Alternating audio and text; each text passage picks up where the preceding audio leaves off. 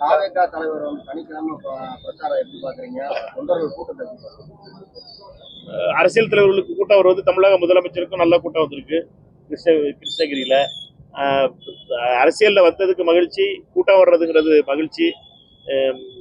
மக்கள் மன்றத்தில் அவருடைய கருத்தை சொல்றாரு. மக்கள் அதை எப்படி எடுத்துக்கிறாங்க மக்களுடைய கையில தான் இருக்கு. வீக்கெண்ட் கலாச்சாரத்தை எப்படி பாக்குறீங்க? வீக்கெண்ட்ல என்னை பொறுத்த வரைக்கும் அது ஒவ்வொருவருடைய முறை ஒவ்வொருத்தரோட இருக்கலாம்.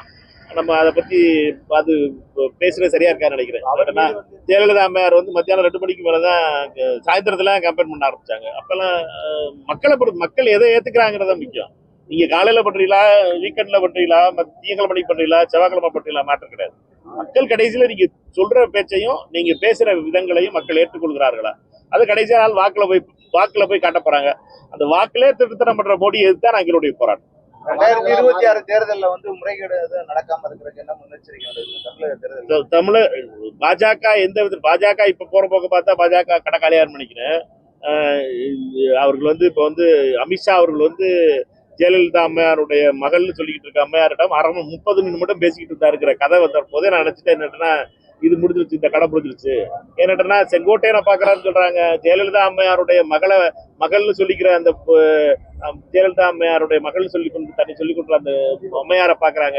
என்னதான் அமித்ஷா பாஜக அதிமுக பண்ணணும்னு நினைக்கிறாரு எனக்கு தெரியல. அமித்ஷா அதிமுகவா மாறிடுச்சு, அதை இன்னும் என்ன பண்ணணும்னு நினைக்கிறாருன்னு தெரியல. இன்னும் என்னட்டா செங்கோட்டையன் ஒரு கூட்டணி ஆக்கணும், ஓபிஎஸ் ஒரு வழியில பண்ணிட்டாங்க, முதல்ல ரோட்ல பண்ணிட்டாங்க. ஒவ்வொருத்தரையும் அந்த கட்சி தாயிருச்சு. அதனால அதிமுக என்பதற்கு கடைசி காலம் வந்து விட்டது. இப்ப எப்ப வேணாலும் அழைத்தால் போகக்கூடிய நிலைமையில அண்ணன் எடப்பாடி பழனிசாமி அண்ணன் இருக்காரு. அதனால அதிமுகவினுடைய தேர்தல் என்பது ஏறக்குறைய முடிகிற தேர்தல் தருவாய்க்கு வந்துருச்சு. மக்கள் மன்றத்தில் 26ல முடியும் தேர்தலாக முடித்து வைத்த பெருமான் என்பது அமித்ஷாவாக இருப்பார்.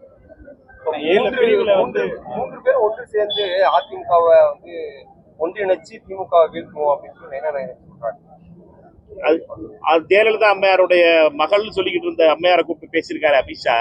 இதை பத்தி நயினார் நாகேந்திரன் என்ன சொல்றாராம், அதிமுக தொண்டர்கள் என்ன நினைக்கிறாங்களாம், இதை பத்தி கேளுங்க. எடப்பாடி பழனிசாமி கேளுங்க. ஜெயலலிதா அம்மையாருடைய அண்ணன் 3 முறை முதலமைச்சராக இருந்த ஓபிஎஸ்க்கு டைம் கொடுக்கல அமித்ஷா. தான் வந்து ஜெயலலிதாவுக்கு பிறந்த மகள் சொல்லிக்கிட்டு இருக்க ஒரு லேடிக்கு கூப்பிட்டு அந்த 30 நிமிஷம் பேசியிருக்காரு அமித்ஷா. இது எதாவது சொல்றீங்க?